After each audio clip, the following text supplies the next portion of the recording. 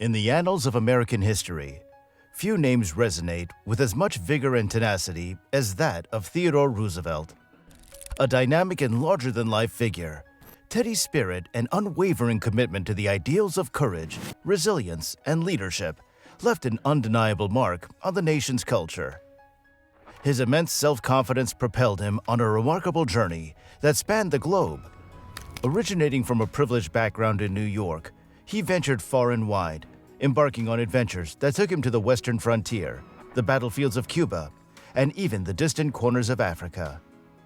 Join us in this video as we uncover the incredible journey of Theodore Roosevelt, a man whose legacy and actions continue to echo throughout eternity.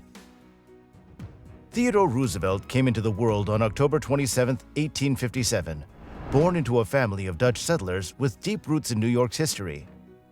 His family's wealth and influence played a pivotal role in shaping the development of New York's bustling harbor, transforming it into one of the nation's most prosperous ports.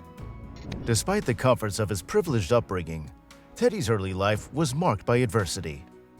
As a young boy, he struggled with severe asthma attacks and poor eyesight.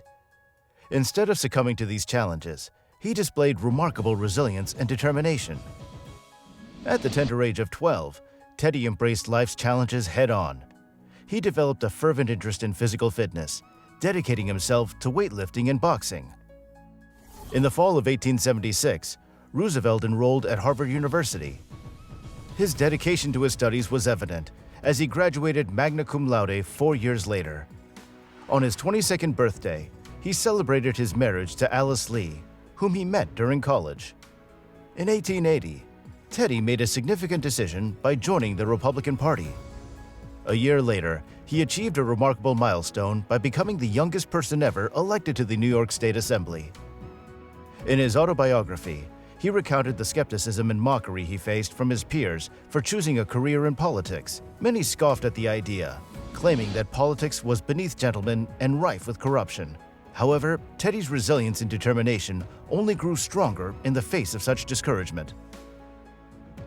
In 1882, Teddy joined the National Guard and was commissioned as a second lieutenant.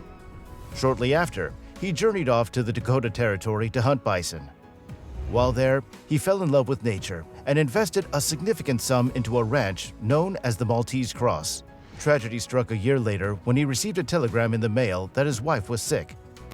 When he returned home to New York, his wife and mother died on the same day. Teddy's mother died of typhoid fever, and his wife succumbed to kidney failure. This devastated Teddy. In his diary, he wrote, "The light has gone out of my life."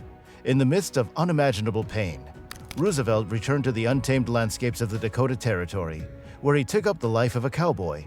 Over the following years, he split his time between New York and the Dakotas, his wild spirit often leading him into trouble. Still grappling with the loss of his mother and wife, Teddy found himself in a bar brawl one night in Mingus, Montana.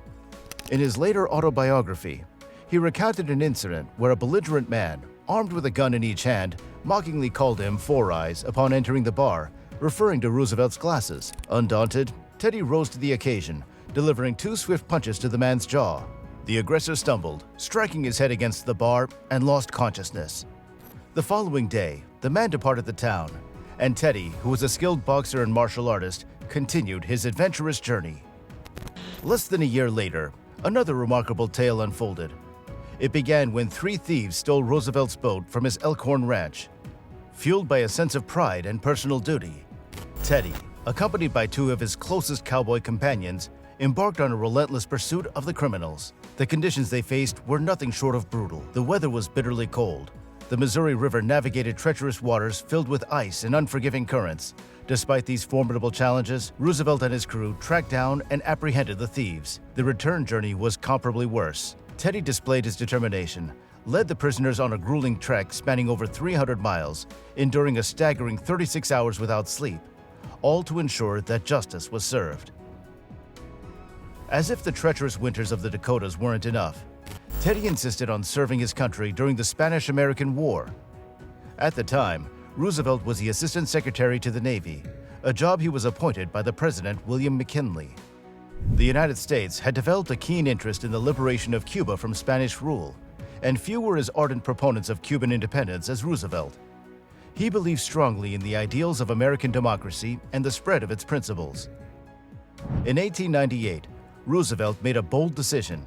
He resigned from his position and eagerly enlisted in the 1st U.S. Volunteer Cavalry Regiment. With a commission as a lieutenant colonel, he went on to assemble a diverse group of soldiers, including polo players, hunters, cowboys, Native Americans, and athletic college friends. Roosevelt's charisma and leadership quickly elevated him to the de facto head of this motley crew.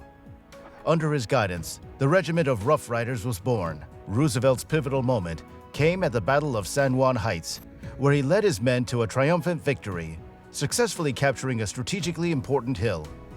He noted in his diary, "A great day in my life," as a testament to the significance of his achievement. Roosevelt returned as a war hero to an adoring American public, and his popularity won him the governorship of New York in 1898.